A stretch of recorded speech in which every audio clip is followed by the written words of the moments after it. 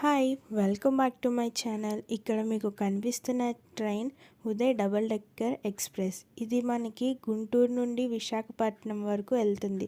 గుంటూరులో సాయంత్రం 4 గంటలకి మొదలవుతుంది. విశాఖపట్నం వెళ్ళేటప్పటికి 11 అవుతుంది.